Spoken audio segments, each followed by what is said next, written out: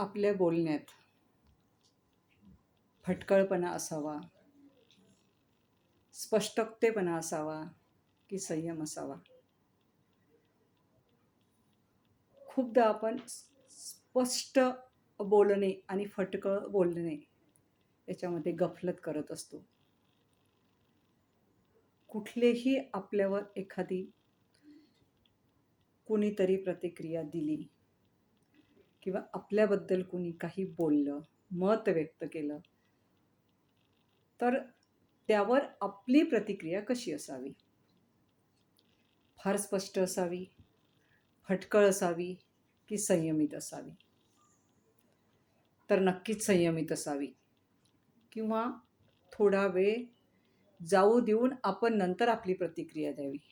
जेव्हा आपण एखाद्याने आपल्याबद्दल 4 शब्द बरे वाईट बोलल्यानंतर जी प्रतिक्रिया देतो, खूपदा ती फटकळपणे दिल्या जाते किंवा घाईघाईने दिल्या जाते आणि त्याचे परिणाम नंतर फार वाईट होतात. तेव्हा प्रतिक्रिया नक्कीच द्यावी, पण थोडं संयमाने द्यावी. हेही तेवढंच खरं. आता संयम म्हणजे तुम्ही सगळं सहन केलं आहे किंवा सगळं सहन केलं पाहिजे, असं पण होत नाही. संयम आणि सहनशीलता हा पण अजून एक वेगळा भाग होतो. सहनशीलता म्हणजे आपण प्रतिक्रियाच देणार नाही, फक्त सहन करणार. आणि संयम आणि प्रतिक्रिया देणार म्हणजे प्रतिक्रिया देणार पण संयमाने देणार. तर हा संयम आपल्या बोलण्यात असावा का? तर नक्कीच असावा. खूपदा याचे परिणाम आपल्याला वाईट झालेले पाहायला मिळतात. सगळ्यात मोठं आपल्यासमोर असणारं उदाहरण म्हणजे महाभारत. महाभारतातलं द्रौपदीचं उदाहरण आपल्यासमोर आहे. आता यात आपण स्त्री पुरुष भेदाभेद न करता, पण जेव्हा एखादा पुरुष एखादी प्रतिक्रिया फटकळपणे किंवा लगेच देतो आणि एखादी स्त्री तीच प्रतिक्रिया फटकळपणे आणि लगेच देते, तेव्हा त्यात फरक असतो का? तर नक्कीच असतो. निसर्गानेच स्त्री आणि पुरुषामध्ये फरक हा केलेला आहे. त्यामुळं द्रौपदीने जी प्रतिक्रिया दुर्योधनाबद्दल दिली, जी प्रतिक्रिया कर्णाबद्दल दिली, त्याचं पर्यावसान अतिशय भयावह अशा प्रसंगांमध्ये झालं. अगदी सुरुवातीला कर्णाला सूतपुत्र म्हणून द्रौपदीने हिणवलं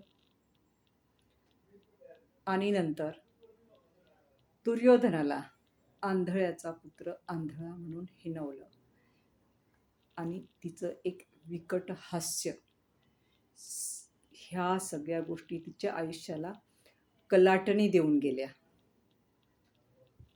तेव्हा हीच जर प्रतिक्रिया शांतपणे संयमाने आली असती तर महाभारतातले अनेक प्रसंग टाळले गेले असते का? तर नक्कीच टाळले गेले असते.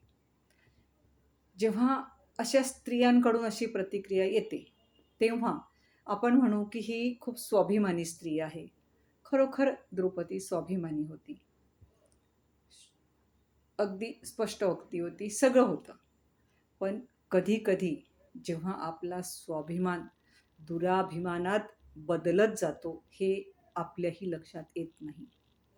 म्हणून आपण बोलताना खूपदा विचार करून बोलावं. तेव्हा आपल्याला नसेल देता आली प्रतिक्रिया, नाही द्यावी. थोड्या वेळाने द्यावी, 2 दिवसांनी द्यावी. पण ती शांतपणे द्यावी. म्हणजे त्याचे जे परिणाम आहेत ते आपल्याला वाईट परिणाम भोगावे लागणार नाहीत. पुन्हा इथे तेच झालं की हीच जर द्रौपदीने दिलेली प्रतिक्रिया एखाद्या पुरुषाने दिली असती, तर जे तिच्यासोबत झालं ते पुरुषासोबत होऊ शकत नाही. कुठल्याही पुरुषाचं असं वस्त्रहरण झालं नसतं किंवा त्याचे वाईट परिणाम झाले नसते. मग आपण हे सतत लक्षात ठेवावं बोलताना.